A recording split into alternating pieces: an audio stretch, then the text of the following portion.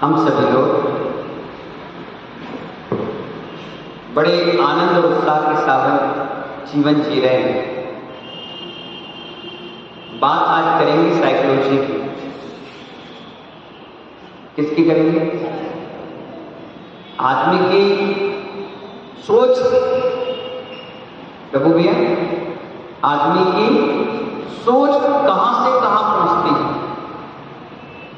और कहां से कहां हमें पहुंचाना चाहिए।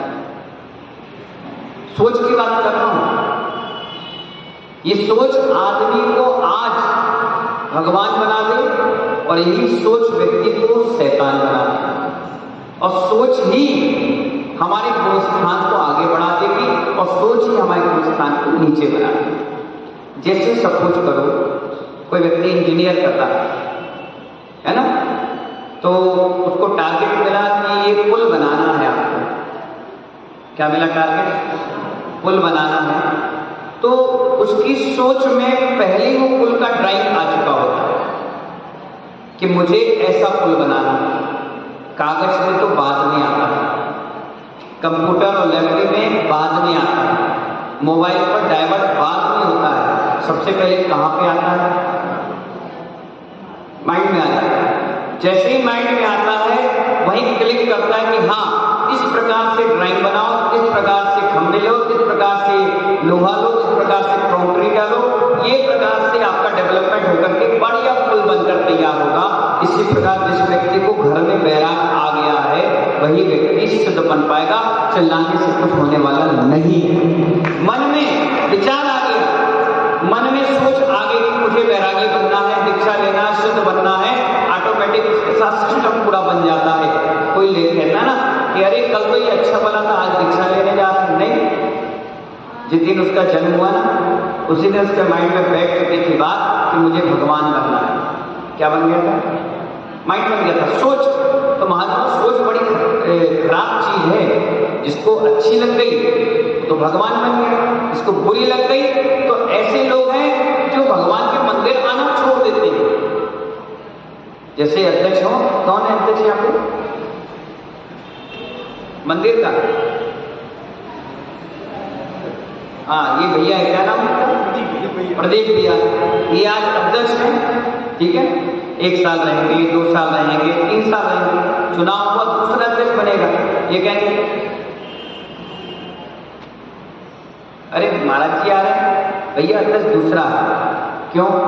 महाराज के अध्यक्ष के, महाराज के ना किसके हैं? सोच कि मैं अध्यक्ष नहीं हूं। अरे अध्यक्ष नहीं है, अब फाउंडेशन नहीं है। अब तो तू दौड़ कर जा, भाग कर जा और लेकर के आ। इसलिए लेकर के आ, अभी तेरे पास रस्सी की बंधन था कि मैं अध्यक्ष हूं, मैं जाऊं कि नहीं जाऊं, कहूं कि नहीं कहूं, लाऊंगा तो कौन व्यवस्था बनाएगा। अब तो तू एक सामान्य श्रावक है ना, अब तो तू चौका भी लगा, अपने पुण्य की अनुमोदना कर, खूब सेवा कर। अब फाउंडेशन खत्म हो गई। मालूम है? समझ रहे हो कि नहीं समझ में? आदमी की सोच बहुत छोटी हो गई और ये छोटी सोच के कारण ही समाज की प्रगति रुक गई, हमारी खुद की प्रगति रुक गई। बैठिए, आपको नहीं कह रहे हैं तो बुरा मानो, हर अध्यक्ष की बात कर रहा हूं। यहाँ के अध्यक्ष तो बहुत अच्छे हैं, यहाँ की समाज भी बहुत अच्छी है। मैं तो आधे घंटे के लिए पहले भी होकर गया था, फिर भी लोगों ने रोका मैं आगे का प्रोग्राम था इसलिए निकल गया। इस बार भी पिछली बार माता जी से यहाँ भेंट वार्ता नहीं हो पाई थी, बड़ी माता जी थी वो निकल गई। मैंने कहा चलो इस बहाने माता जी से मिलते हुए निकल जाएंगे, सूखी का कार्यक्रम है, पता नहीं फिर दोबारा कब आना हो। हालांकि मंदिर इतना पवित्र है कि जो साधु भोपाल में आएगा पहले भानपुर तो जरूर आएगा। मैं भी भोपाल में एंट्री किया तो किसी कॉलोनी में पहला दर्शन मुझे भगवान पार्श्वनाथ का ही मिला, और इतना सुंदर रोड पर मंदिर, हर मंदिर अंदर है। आप जहाँ की भी देखो सब मंदिर कहाँ मिलेंगे, अंदर मिलेंगे। एक भानपुर का पार्श्वनाथ भगवान का मंदिर ऐसा है, बिल्कुल 10 कदम में सीधे भगवान के दर्शन। अगर कोई बिजनेस के सिलसिले से या कोई कार्यक्रम के सिलसिले से बाहर जा रहा है और उसका दर्शन का नियम है तो आराम से गाड़ी से उतर के बाहर मानस्तंभ और 10 कदम अंदर आ जाए तो भगवान पार्श्वनाथ की ज्योतिषी के दर्शन करके चला जाए। कितना बढ़िया। तो इसी प्रकार हम भी निकल रहे थे, कहाँ के लिए, सूखी सवैया के लिए, तो यहाँ दर्शन करते हुए निकल गए। तो बात चल रही थी सोच की, है ना। मेडिसिन नहीं है, मेडिटेशन है। मेडिसिन यानी दवाई और मेडिटेशन यानी ध्यान, ठीक है ना, समझ गए। ध्यान यानी हमारी सोच। तो क्या हुआ, एक व्यक्ति, बहुत बड़ा रिसर्च हुआ यहाँ ऑस्ट्रेलिया में, बहुत बड़ा। हम दिल्ली में थे, 500 डॉक्टर आए, उन्होंने एक रिसर्च बताई, बता दें अच्छा कि क्या नाम आपका? अच्छा डब्बू भाई। तो डब्बू भाई रिसर्च हुआ बहुत बढ़िया। क्या हुआ, लोगों ने कहा कि जितने व्यक्ति कोरोना से नहीं मरे उतने व्यक्ति कोरोना की सोच से मरे। अभी सर्दी जुकाम होता था, व्यक्ति आराम से छोटा मोटा मेडिसिन लिया और ठीक हो जाता। अब हल्की सी भी खांसी, बगल वाले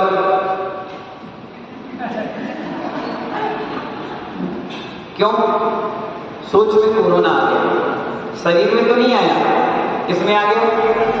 अब मालूम है, कभी टिक्की वाले के पास जाओ और टिक्की का ठेला जैसे ही आपने देखा और जैसे ही आपने देखा तुरंत मुंह में पानी आता है। क्यों आता है, सोच चली गई ना।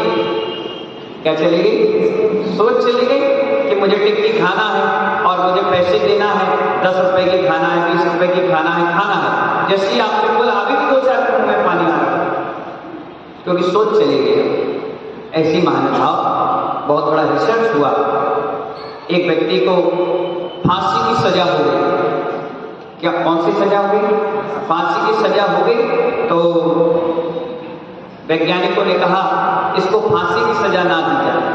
जज ने कहा क्यों, बोले नहीं, इसको ब्लैक कोबरा से कटवाकर इसकी मौत होगी, इसको फांसी मत दो। तो आदमी के अंदर माइंड में क्या बैठ गया कि मेरी मौत फांसी से नहीं होगी, किससे होगी, जहर से होगी। अब उसको ले गए, वैज्ञानिक को तो प्रयोग करना था और ऐसे व्यक्ति पे करना था जिसकी लास्ट स्टेज पे काम चल रहा है। अब जज ने कहा ठीक है, मरना तो है, इसको जहर से मारा जाए। दस्तखत कर दिया गया, ठीक है। एक कुर्सी में इसको बैठा दिया गया, दोनों हाथ उसके बांध दिए गए, पैर बांध दिया गया और मुंह में एक काला कपड़ा डाल रहे थे। उससे पहले कहा देखो ये काला सांप है, जैसे ही तुम्हारा मुंह ढकेंगे इस काले सांप से तुम्हें काटा जाएगा, कटवाया जाएगा और कटवाते ही आधे घंटे में तुम्हारा खून जम जाएगा और तुम मर जाओगे। सोच देखिए, सोच, ठीक बैठ गई सांप, सोच उसको काला सांप दिखा दिया गया। एक व्यक्ति ने उसके मुंह और शरीर पकड़ के उसके पास ले आया, बोले अपना सर ढक दो। काले कपड़े से ढक दिया गया, पट्टी बांध दी गई। पट्टी बांधने के बाद अब उसके शरीर पर सांप छोड़ा गया, पूरे शरीर पर रहेगा और धीरे से उसने काट लिया। ऐसे काटा, वो हिले किया, मुंह से फुसुका छोड़ा और आधे घंटे में एक्सपायर। पूरी वीडियोग्राफी मिली, पूरी वीडियोग्राफी हो गई, सारे पुलिस वाले थे, जज थे, सबके सामने उसकी मौत हो गई। फिर पोस्टमार्टम के लिए डेड बॉडी गई तो उसमें डेड बॉडी में पाया गया इसको काले रंग के मतलब ब्लैक कोबरा ने काटा है, उसके जहर से इस व्यक्ति की मौत हुई। मालूम क्या हुआ था, वहां पर सांप से नहीं कटवाया था, सांप से उसके शरीर में छोड़ा, मुंह पकड़े गए उसको लगा कि मेरे शरीर में सांप आ गया है और 2 जो पिन होते हैं ना सेप्टिक पिन, उससे छेद कर दिए। बस सेप्टिक पिन से छेद किया गया और छेद से उसको ऐसा लगा कि मुझे सांप ने काट लिया और आधे घंटे में एक्सपायर हो गया। आधे घंटे में एक्सपायर हो गया। लेकिन जब पोस्टमार्टम की रिपोर्ट निकाली गई तो देखा गया जो जहर उस सांप में था वो जहर उसके शरीर में पहुंच गया था। सोचिए, आप लोग खड़े होते हो ना यहाँ पर, क्या कहते हो? खड़े हो, क्या नाम है आपका? खड़े हो जाओ। समझो आप शुद्धि के कपड़े पहनकर आ गए तो क्या कहते हो आप? शुद्धि में है। ये व्यक्ति अगर आपको छुएगा तो आप क्या बोलोगे? शुद्धि में दूर रहो, दूर रहो, हमें छूना नहीं, हम शुद्धि में छूना नहीं। और आप जितना मना करोगे उतना वो आपके नजदीक आए। और यकीन ना हो, शुद्धि के कपड़े पहनकर खड़े हो जाना, वैसे नॉर्मल खड़ोगे कोई तुमसे नहीं चिपकेगा, और जैसे तुमने शुद्धि के कपड़े पहने वैसे आपके नजदीक व्यक्ति आएगा और आपकी सोच को बदलेगा। क्या बदलेगा? कि आप शुद्धि में हैं, वो अशुद्धि में है। और इसी प्रकार बैठ जाइए, इसी प्रकार जब आप आहार लेने खड़े होते हैं या देने खड़े होते हैं तो सोच देखिए, सोच साधु का पूछता 6वां और 7वां है। मैं कभी चौके में किसी व्यक्ति से नहीं पूछता कि आप आलू खाते हैं, मैं कभी नहीं पूछता कि आप प्याज खाते हैं, मैं कभी नहीं पूछता कि आप रात्रि भोजन करते हैं। अगर जो भी पूछना है मैं यहाँ पूछूंगा, आहार के बाद पूछूंगा। जब तक आहार में रहूंगा मैं किसी व्यक्ति से नहीं पूछता। तो आप पूछोगे क्यों? पूछो ना, ऐसे नहीं, हाथ जोड़ो, बोलो हे मुनिराज, आप क्यों नहीं पूछते? इसी सोच के कारण जब सांप दिखा, काटा नहीं, सांप दिखा कि नहीं दिखा, तो अंदर क्या फीलिंग आई? सांप काटेगा, सांप काटेगा, सांप काटेगा। और जैसे उसने पिन चुभाया ऐसा लगा कि सांप ने काटा और उसका जहर तुरंत अपने शरीर में असर कर गया। जैसे मैं चौके में गया और जाते ही मैंने तुमसे पूछा तो तुम्हारा मन कहां गया? जोर से बोलो। अब बताओ, तुम्ही ने सबसे पहले हाथ जोड़कर बोला ना, क्या बोला? मन शुद्धि, वचन शुद्धि और काय शुद्धि। आपने बोला ना, जब आपने मन शुद्धि बोली, अब आलू की शुद्धि कहां से आ गई? अब सोचो ना, विचार करो, कहां गया मन आपका? वही मनोहर की मिठाई पर, कचौड़ी पर, समोसे पर, जलेबी पर गया नहीं गया? अभी भी कई लोग का चला गया। जब तक मैं बोल रहा हूं तुरंत किसी का आलू का दिखने लगा। आज ही कोफ्ता बनाए थे आलू के, महाराज कह रहे आलू, आज ही टिक्की बनाई थी आलू के, महाराज कह रहे आज ही पार्टी है, आज ही एनिवर्सरी है, आज ही बर्थडे है, आज ही हमें शादी में जाना है। तुरंत नहीं सोच। अब ऐसी सोच से तुम जब हमें आहार दोगे तो हमारी मन शुद्धि कहां से रहेगी? बताओ। इसलिए जब भी त्याग कराना हो, छोड़ना हो, आहार से पहले छोड़ो। चौके में तो सिद्धि बोलिए और आहार देते रहिए। क्योंकि मैंने आदिनाथ भगवान का चरित्र पढ़ा, कहीं भी आदिनाथ भगवान ने आलू नहीं पूछा। पूछा क्या? पूछा बताओ। राजा श्याम से पूछ रहे हूं आलू रात्रि भोजन, वो कह रहे नहीं 1 महीना, वो कह रहे नहीं 1 साल, वो कह रहे नहीं 15 दिन, कह रहे नहीं 1 हफ्ता। बोला क्या? चंदनमाला से पढ़ गए तो चंदनमाला से पूछे महावीर भगवान, एक आध उदाहरण बताओ, तुम बताओ, बहुत दांत दिखा रहे, बताओ। है पूछा? नहीं पूछा। उनकी विशुद्धि में इतना अंश था कि सामने वाले की अशुद्धि ही विशुद्धि में बदल गई अपने आप। कैसी थी? बाल कटे थे, गंदे कपड़े, 3 दिन से नहाया नहीं था, लेकिन भगवान महावीर जैसे जैसे कदम बढ़ाए बेड़ियां टूट गई, राजकुमारी की तरह सज गई। और इतना बड़ा चारित्र की शुद्धि का प्रभाव पड़ता है कि आदमी स्वमेव छोड़ता है अपने आप। मैं छुड़वाऊंगा जबरदस्ती और तुम छोड़ोगे तो जबरदस्त। जिस दिन जबरदस्त छोड़ोगे उस नियम का फॉलो और दृढ़ता के साथ पालन तुम अपने आप करोगे। इसलिए मैं अपना पर्सनल लाइफ बता रहा हूं, मैं किसी से कुछ नहीं छुड़वाता। मेरी आदत है, मैं आहार लेता हूं, पहले छोड़ दीजिए, या आहार के बाद, आहार देने के बाद कहो कि महाराज जी आज हमने आहार दिया, आज इस चीज का मेरा त्याग, से ही इस चीज का त्याग, आज मैं ये नियम लेता हूँ, ये प्रतिमा लेता हूँ, ये व्रत लेता हूँ, आज से मेरी इस चीज का त्याग। कितना अच्छा लगेगा आपको भी कि आपने इतने बड़े मुनिराज को दिया। मालूम है आप मुनिराज को क्या कहते हैं? पंच परमेष्ठी भगवान। क्या कहते हैं? जो से बोलो। हाँ, जो मूर्तियां दिख रही हैं, जो सिद्ध भगवान की है, अनंत भगवान की है, ये कुछ बोलने वाली नहीं, ये सिर्फ बैठी है। इनको बनाने वाले भी दिगंबर साधु हैं। मालूम है आपको? ये बहुत अच्छी बात बताएं, 1000 मूर्ति रख लो, एक भगवान नहीं बनाने वाली, साधु नहीं बनाने वाली, लेकिन एक दिगंबर साधु आएगा तो 1008 प्रतिष्ठा करके चला जाएगा। यानी दिगंबर साधु भगवान बनाता है, भगवान भगवान कभी नहीं बनाता। इसीलिए महानुभाव आपसे कहना चाहता हूं, जब भी कोई छोड़ने की बात आए, सोच की बात, सबसे पहले छोड़ दो। चौके में ये माहौल ना हो कि आलू प्याज नहीं, हाँ नहीं, 15 दिन 8 दिन नहीं, बाहर जाना। असंयम की बात नहीं करिए, संयम की बात करिए। पहले छोड़ दीजिए। जैसे साधु चौके के लिए जाए, पहले छोड़ दीजिए। जैसे उसकी मुद्रिका खुल जाए, उसके बाद तो सिर्फ मन में ये भावना भाइये कि इन साधु का निरंतराय आहार हो जाए।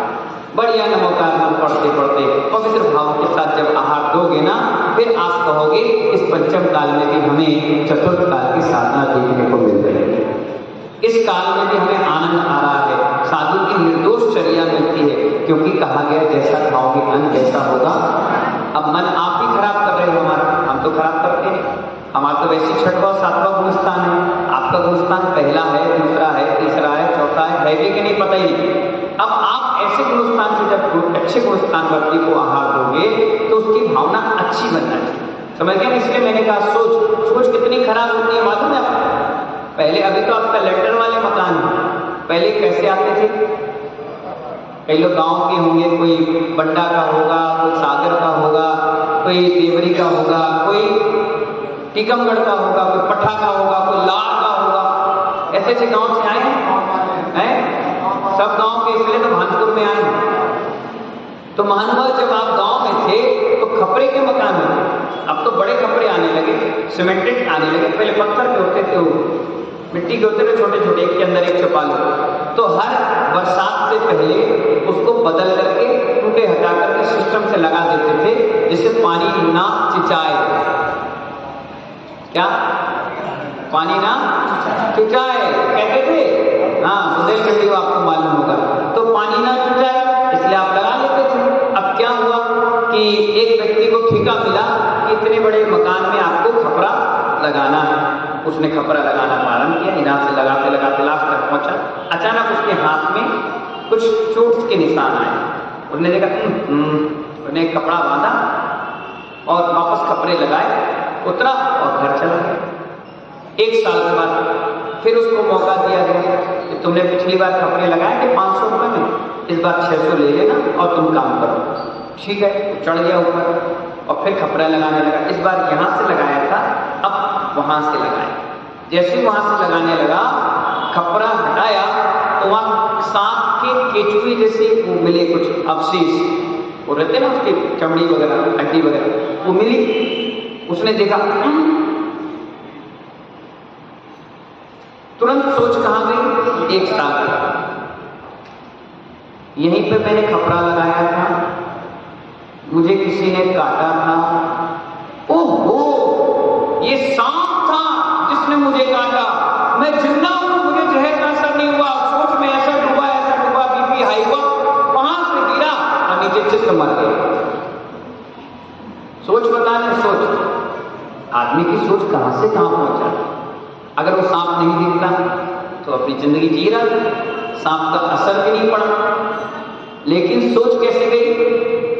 सांप ने काटा। किसने काटा? सांप ने काटा, इसलिए मेरा मरण हुआ। यहां पर आप मालूम है, सूती के कपड़े पहने, इन्हें कोई टच भी ना करे। अचानक से कोई बोले आप तो टच हो गए, पता यार इतने देर से मैं पहना हूं, आधा घंटा हो गया, आपकी सोच खराब हो गई। अब 16 अच्छा भी रहेगा तो खराब है। अब 16 अच्छा है ना, अब आपको कसाय भाव आ गए। अब बाहर से तुम 16 में हो, लेकिन अंदर 17 हो गए, 18 हो गए, 20 हो गए। समझ गए कि नहीं? सोच अच्छी रखो, कपड़े अच्छे हो चाहे ना हो, सोच बड़ी प्यारे होना चाहिए। कपड़े बाहरी आडंबर है लेकिन अंतरंग परिणाम विशुद्ध होना चाहिए। ये तो पक्की बात रखिए। कपड़े अच्छे भी पहनिए क्योंकि मट्टी के अंदर पानी होगा तो बाहर दिखेगा, बाहर दिखेगा तो अंदर भी होगा। इसीलिए कपड़े शुद्ध पहनने के बाद बिल्कुल शालीनता के साथ चुपचाप बैठिए, कोई टच करे चाहे ना करे, लेकिन अपने परिणाम खराब ना करें। परिणाम खराब नहीं होंगे, सोच खराब नहीं होगी तो क्या होगा, आपको हर चीज में आनंद आएगा। ये सोच खराब होने के कारण आपको जाप में आनंद नहीं आता, सोच खराब होने के कारण पूजा में आनंद नहीं आता। सोच घर की लेकर के मंदिर आते हो, इसलिए मंदिर की सोच घर लेके जा सकते हो, लेकिन घर की सोच मंदिर कभी नहीं लाना चाहिए, कभी नहीं लाना चाहिए। ये विचार जो है ना, इन विचारों को पकड़ना बड़ा मुश्किल है। मालूम है, एक सेकंड में, एक मिनट में कितने सेकंड होते हैं? 60। और एक घंटे में 60 मिनट। एक घंटे में 60 मिनट, एक मिनट में 60 सेकंड, और हर सेकंड में मालूम है कितने विचार आपके माइंड में आते हैं? 10,000। कितने? मोबाइल से समझिए, ये मोबाइल है, किसके पास मोबाइल है बताना? सभी के पास है, ऐसा कोई नहीं है जिसके पास ना हो। एक मोबाइल में एक सेकंड में कितने मैसेज आ सकते हैं? खड़ो जाओ, आओ, जो खोले सो बोले, बोलो। तो मोबाइल चलता रहेगा, क्या होगा? जोर से बोलो, एक बोल जाए। भैया ने क्या कहा? क्या नाम है तुम्हारा? पर भाई। पर भाई ने कहा एक सेकंड में अगर 100 मैसेज एक साथ आएंगे तो मोबाइल क्या होगा, और एक मैसेज आएगा तो कोई दिक्कत नहीं। ऐसे ही जब एक सेकंड में 10,000 मैसेज किसी मोबाइल में आएंगे तो क्या होगा? मोबाइल हैंग हो जाएगा। और हर सेकंड में 10,000 आएंगे तो एक मिनट में कितने? 6 लाख मैसेज। ऐसी इतनी बड़ी कंपनी तो है नहीं, चाहे एप्पल की हो, सैमसंग की हो, चाहे इसकी नोकिया की हो, कोई ऐसी कंपनी नहीं जिसमें एक मिनट में 6 लाख मैसेज रखने की क्षमता हो। 10-20 हजार की तो क्षमता होगी, लेकिन 6 लाख की क्षमता नहीं। तो क्या होगा? मोबाइल की कंपनी के मैसेज आएगा, आपका मेमोरी फुल हो गया है, ऑल क्लियर करिए, नहीं तो मैसेज आगे वाले नहीं आएंगे, है ना? ऐसे होता है। जब एक मिनट में 6 लाख मैसेज, तो एक घंटे में, फिर एक दिन में, फिर एक महीने में, फिर एक साल में कितने मैसेज आपके पास आ चुके हैं, लेकिन आपने एक भी मैसेज डिलीट नहीं किया। इस कारण से वो मोबाइल हैंग हो गया। इसी प्रकार हमारा मन है, हर सेकंड में 10,000 विचार आ रहे हैं और आते चले जा रहे हैं, आते चले जा रहे हैं, आते चले जा रहे हैं, लेकिन आपने एक सेकंड भी उस मैसेज को पढ़ा भी नहीं और डिलीट भी नहीं किया। इसी के कारण आपका मन पूजा पाठ और मंत्र साधना में नहीं लगता है। जिस दिन आपका मोबाइल और क्लियर होगा, नए मैसेज आएंगे, मोबाइल बिल्कुल सॉफ्ट होकर चलेगा। इसी प्रकार जब हमारे मन में चल रहे विचार ऑल क्लियर होंगे, तब जाकर हमारा भी मन परम पिता परमेश्वर से लगेगा। जब तक ऑल क्लियर नहीं करोगे, अब ऑल क्लियर होगा कैसे? पूछो, बोलो, हाथ जोड़ो, बोलो हे मुनिराज ऑल क्लियर। जोर से बोलो, मैसेज कैसे होगा? अब आपको बता रहे हैं। ऑल क्लियर कब होगा मालूम? जब आप 3 टाइम की बढ़िया सामायिक करेंगे, ध्यान करिए। जब आप सुबह उठो, हाथ पैर धो, मुंह धो, नहाना है तो नहा लो और पूरब की ओर मुख करके बैठ जाओ। शांत रहकर ओम का उच्चारण करो, 3 बार करें और आत्मा के बारे में चिंतन करें। जितने रात भर में मैसेज आए हैं हर सेकंड में 10,000, उन सबको डिलीट करो। पढ़ने की कोशिश मत करो, डिलीट करो। अब जैसे ही आपकी समाई हो गई, आपका मोबाइल क्लियर यानी माइंड क्लियर। अब पूजा पाठ, दुकानदारी, खाना पीना, आहार, चौका चक्की, दान पुण्य जो करना है कर लीजिए। जब हो गया फिर आपके 10-10 हज़ार मैसेज हर सेकंड में आ चुके हैं। 12 जैसी बजे स्विच समाइक में फिर बैठ जाओ। जितने सुबह से 6 बजे से 12 बजे तक आ गए वो और क्लियर करो। फिर दिन भर आपने काम किया, उठना बैठना, खाना पीना, रहना सोना, नाचना गाना, इधर उधर ताम झाम, बोलना चालना सब किया। शाम के 7-7:30 बजे फिर ऑल क्लियर कर लिया। अब रात भर में जो आया तो सुबह उठे फिर एक बार और क्लियर कर लिया। इसीलिए हम एक माला फेरे, देखो आप जितने श्रावक हो, ग्रस्त जितनी भी माला फेरे, 1 लाख माला, हाथ जोड़े बोले 1 लाख माला। एक छुल्लिका जी है बैठी है हाँ, एक बैठी है पीछे, वो छुल्लिका जी 1 माला फेरे बराबर। क्या कहा? आज जोड़कर बोलो 1 लाख माला आप फेरो और वो छुल्लिका जी 1 माला फेर ले बराबर। अब आप सोच बताना अपनी है ना। वो छुल्लिका माता जी 1 लाख माला फेर ले, तुम्हारी तो करोड़ों में पहुंच गई। 1 लाख माला फेर ले, ये आरिका माता जी 1 माला फेर ले बराबर। ये आरिका माता जी 5 लाख माला फेर ले और मैं 1 माला फेर लूं बराबर। सोचो तुम्हारी अरबों में पहुंच गई। मैं लाखों माला फेर लूं, उपाध्याय 1 माला फेर ले बराबर। उपाध्याय लाखों माला फेर ले, आचार्य 1 माला फेर ले बराबर। आचार्य करोड़ों माला फेर ले, भगवान से ओम नमः सिद्धेभ्य बोले बराबर। सोचो आपकी क्वालिटी और उनकी क्वालिटी में कितना अंतर है। इसलिए महानुभाव अपनी सोच को बदलो, विचारों को बदलो। इसलिए आपका मन 9 बार नमोकार मंत्र में नहीं करता। एक बार आपसे कहे ना नमोकार मंत्र बोलो, बड़ी स्पीड से बोलो नमस्कार नमस्कार नमः जाना। अरे बड़े प्यार से बोलो, अच्छे से बोलो। रसगुल्ला कैसे खाते हो? एक साथ अंदर डाल लेते, क्या करते बताओ? 32 बार चबाना पड़ता है। कितनी बार? नहीं चबाओ तो जो काम दांत को करना है वो आंत करेगी, और आंत करेगी तो जल्दी डायवर्ट खराब हो जाएगी, है ना। इसीलिए मैंने आपसे बताया जब रसगुल्ला खाते हो तो 32 बार चबाते हो, तो नमोकार मंत्र पढ़ते समय कम से कम 3 बार तो सांस ले लो। एक सांस में क्यों पढ़ते हो? जब 3 बार सांस में नमोकार मंत्र पढ़ोगे, नमो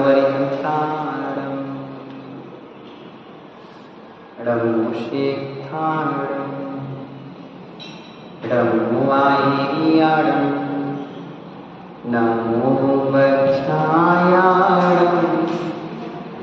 नमो लोए सर्वसाहुणं।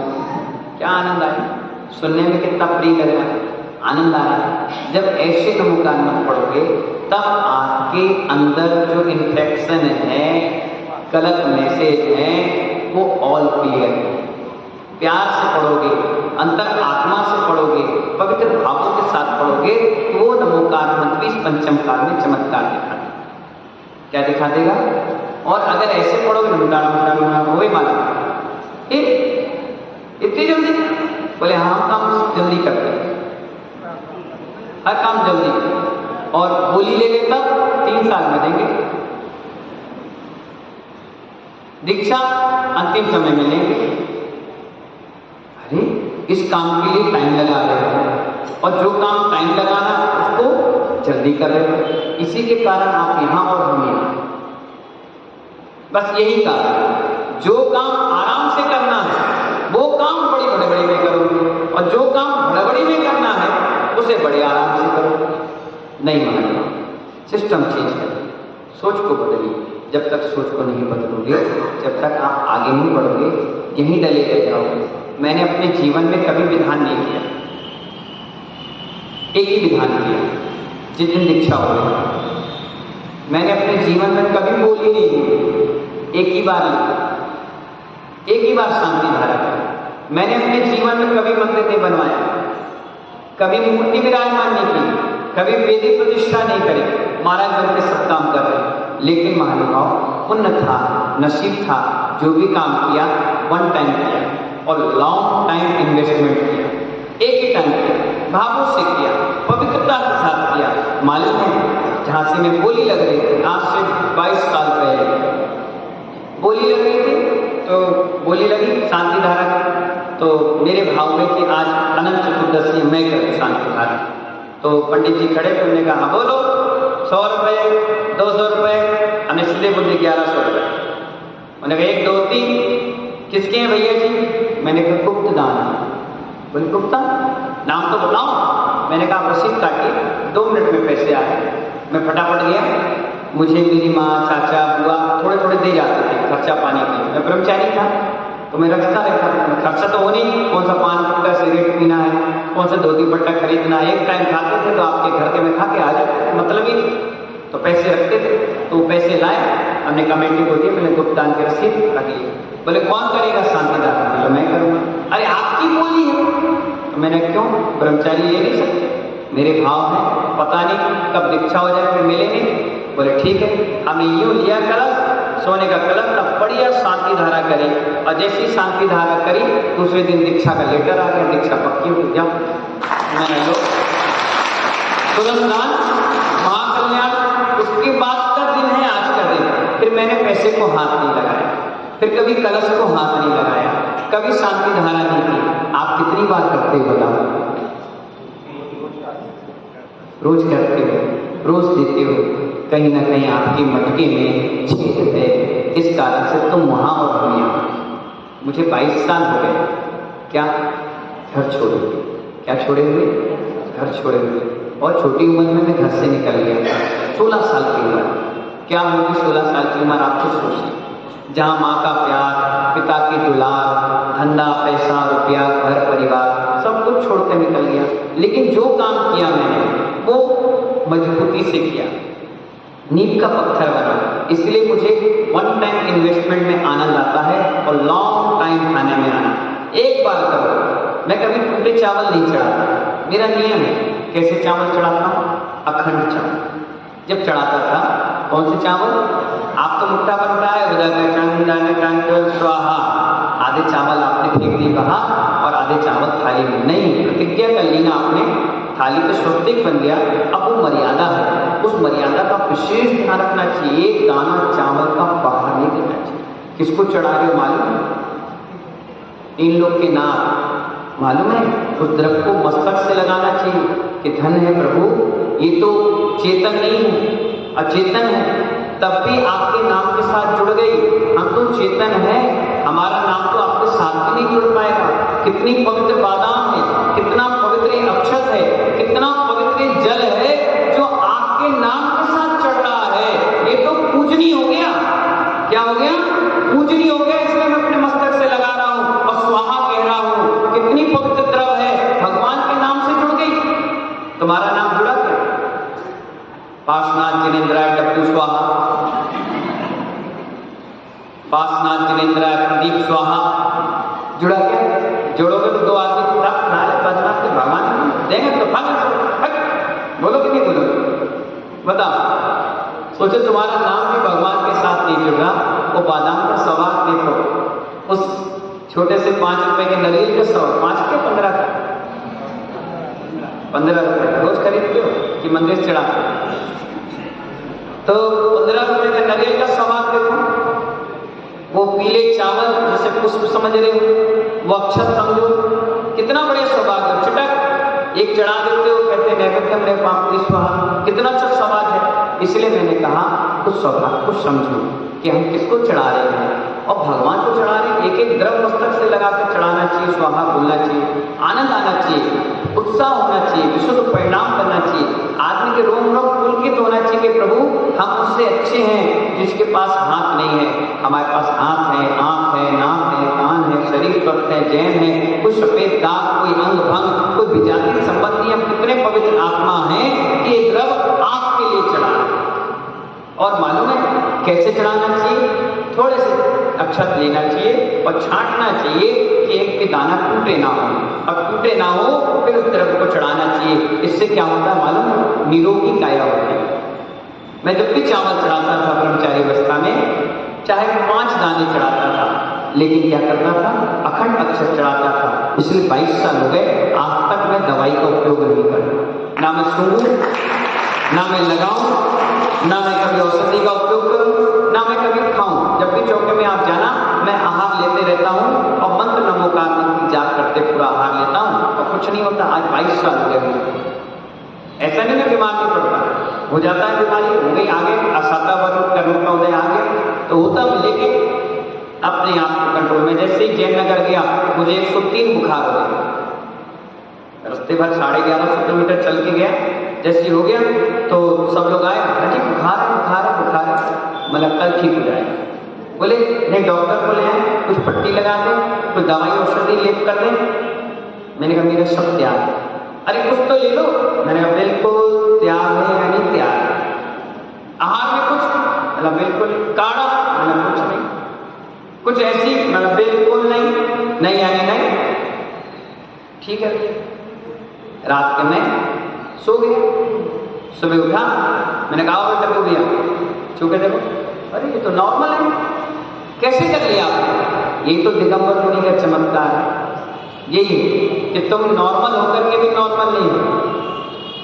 हमारा बुखार होने के बाद भी हम नॉर्मल है, क्योंकि शरीर में कभी बुखार लगता है, आत्मा में नहीं लगता। आत्मा को कभी बुखार लगते, कोई बीमारी नहीं होती। आत्मा जैसी की है और रहेगी, इस विचार को मैंने मन में लाया। शरीर को था, दूसरे दिन ठीक हो गया। ये तो ऐसे उंगली करो, उंगली करो, ऐसे ऐसे ऐसे करो, जैसे मैंने किया करो। ये उंगली है, तुम भी करो। ये उंगली है, एक अंगुल में, एक अंगुल है, एक अंगुल बोलते हैं। इस एक अंगुल में जिनवाणी व्यक्ति 96 रोग हैं। कितने?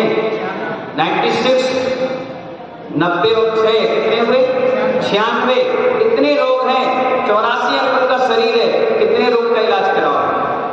एक कराओगे दूसरा बढ़ जाएगा, दूसरा कराओगे तीसरा बढ़ जाएगा, तीसरा कराओगे चौथा बढ़ जाएगा। किसका किसका इलाज कराओगे? इसलिए सोच बदल ली हमने कि शरीर को रोग लगता है, आत्मा को नहीं। इसलिए मस्त रहता हूं। 22 साल से आज तक मैंने कभी औषधि खाई और यही चीज आपसे कहता हूं, कोई भी रोग होगा 3 दिन परेशान करता है, बस 3 दिन के बाद डाउन हो जाता है। 3 दिन के बाद ज्यादा परेशान करे, दिक्कतें करें तो कोई औषधि लेना पड़ता है, बाकी कभी नहीं। मालूम है कोई व्यक्ति को जुकाम हो गया, खांसी हो गई, अभी 2-3 लोग खांस रहे थे, अब आ गए हमारे पास, महाराज जी बहुत जोरदार खांसी, पूजा भी नहीं कर पाते। मैं उनसे पूछता हूँ कि भोजन में क्या लेते? कुछ नहीं लेते हो, कुछ खाते ही नहीं। कुछ नहीं खाते तो जिंदा कैसे? नहीं नहीं, थोड़ा बहुत ले लेते। मैंने थोड़ा बहुत क्या लेते? बोले अचार ले लेते हैं, इमली की चटनी और बढ़िया से दही और फ्रिज का ठंडा ठंडा पानी। फिर कह रहे सुनो जिनवाणी भैया, शुगर है आपको? हाँ। मीठा खाते हो? तनक तो ले लेते हैं। मैंने कहा नींबू की एक बूंद डालने से दूध फटता है कि तबेला भर के? बोलो तो जहर तो जहर। अब एक रसगुल्ला खाओ, एक गुलाब जामुन खाओ, एक इमरती खाओ, शुगर तो शुगर है।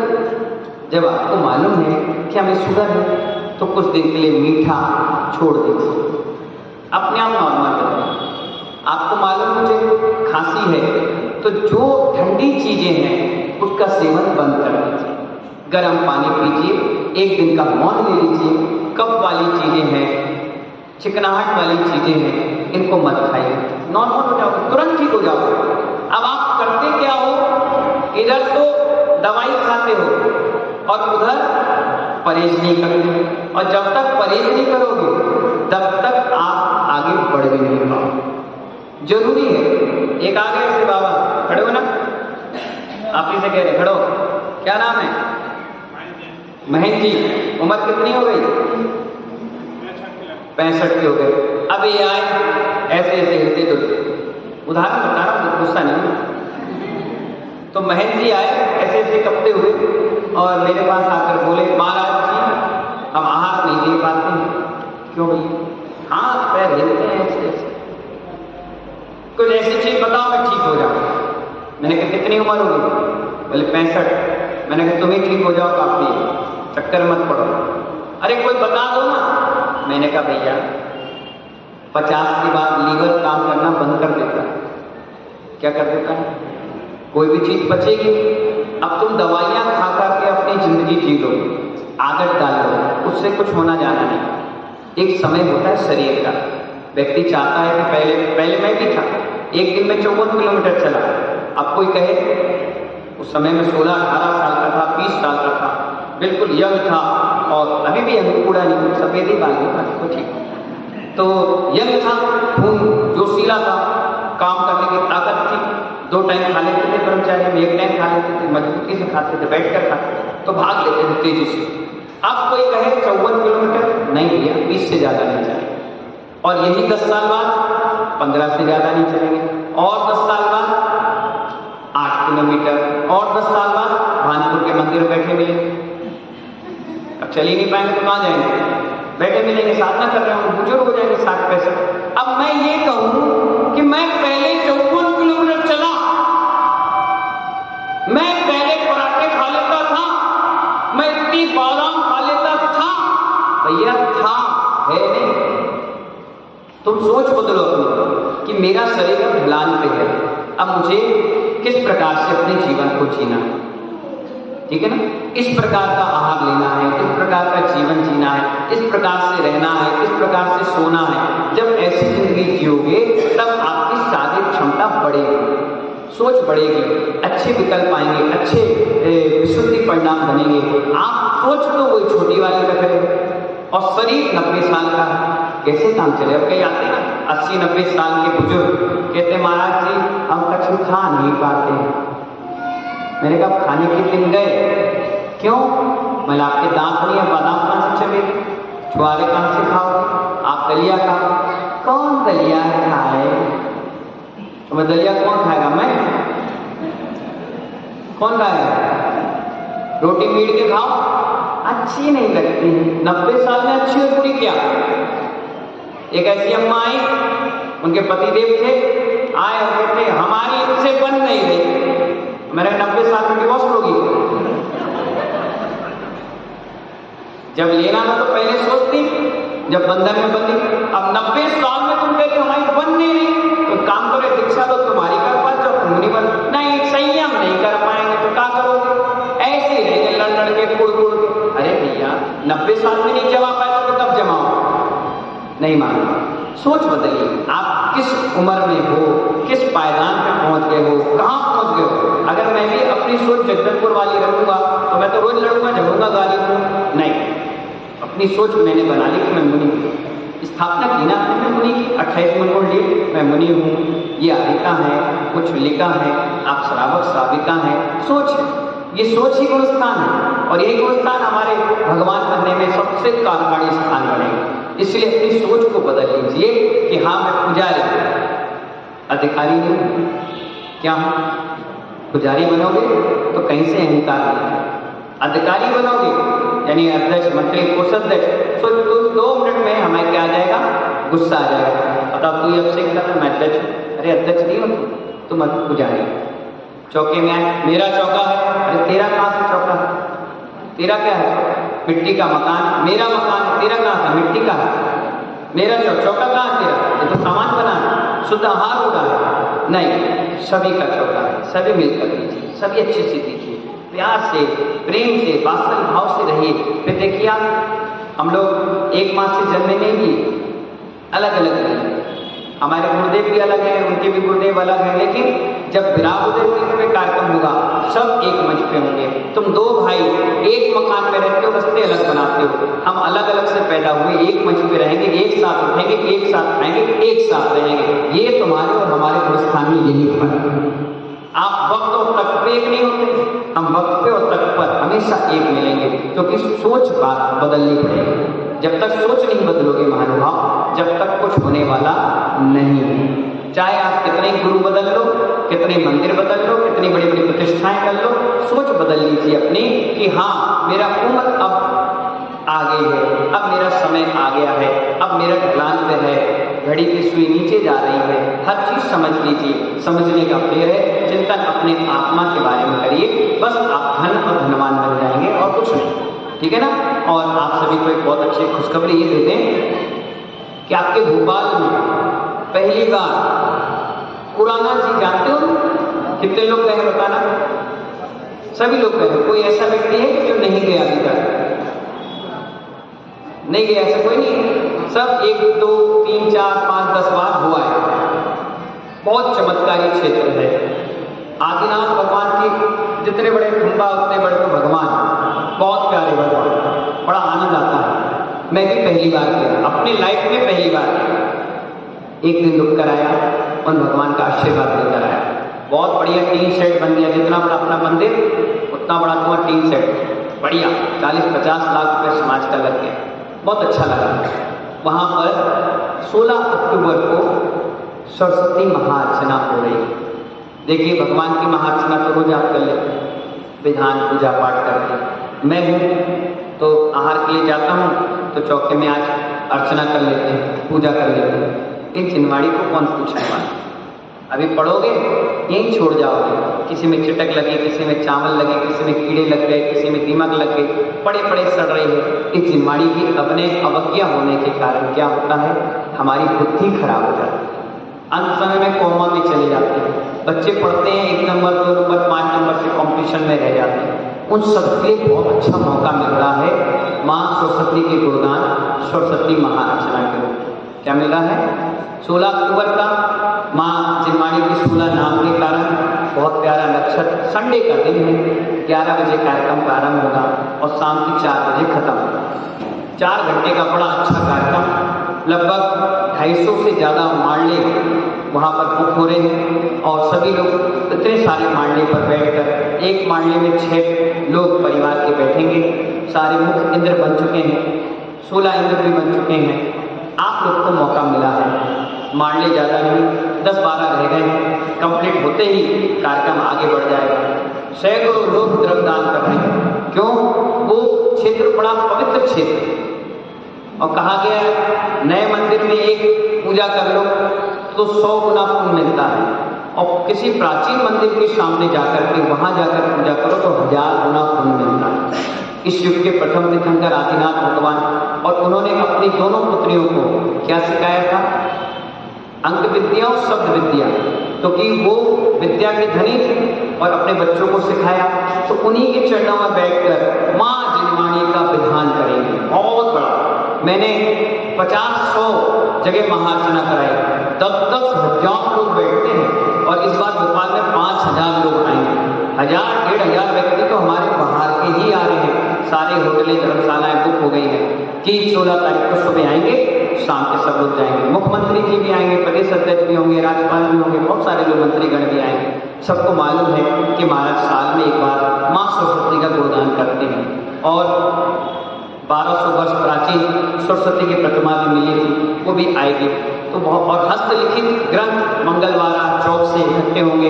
कहा गया उस शास्त्र को अगर मस्तक से भी लगा लें तो हमारी बुद्धि अचिंत्य चमत्कार करती है। तो उस दिन वो कार्यक्रम है। अभी मैं सबसे पहले वर्धमान नगर गया, 7 मांडले वहाँ से बुक हुए। जैन नगर में 125 मांडले बुक हुए।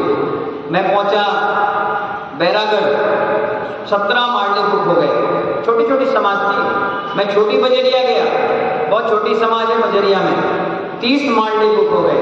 मैं पहुंचा शंकराचार्य में, मालूम है 25 मांडले बुक हुए। मैं बगल पड़ोसी पारस धाम में गया, 10 मिनट के प्रवचन हुए, उसी में 10-15 लोगों ने अपने मांडले बुक कर दिए। सिरफल के लिए लोगों ने नाम लिखवा दिए। इतना प्यारा अनुष्ठान हो रहा है, दोबारा कब हो पाए ना हो पाए कोई भरोसा नहीं। पहली बार भोपाल में हो रहा है सरस्वती माँ का गुणगान। हर व्यक्ति चाहता है कि मेरी सास बड़ी शांति से रहे, हर व्यक्ति चाहते हैं कि मेरी बहू शांति से रहे, परिवार में शांति रहे। तो जब तक जिनवाणी का 2 शब्द उनके कान में नहीं जाएगा, जिनवाणी के 11 अंग 14 पूर्व का बखान वहाँ नहीं सुनेंगे जब तक हमारे घर में कल्याण होने वाला नहीं। पहली बार मौका मिल रहा हो सकता है विधान में बैठने के बाद आप खुद मेरे पास दौड़ कर आओ और ये कह के जाओ कि महाराज जी जब से उस विधान में हम बैठे हैं हमें बहुत अच्छा लगा, बहुत बढ़िया लगा।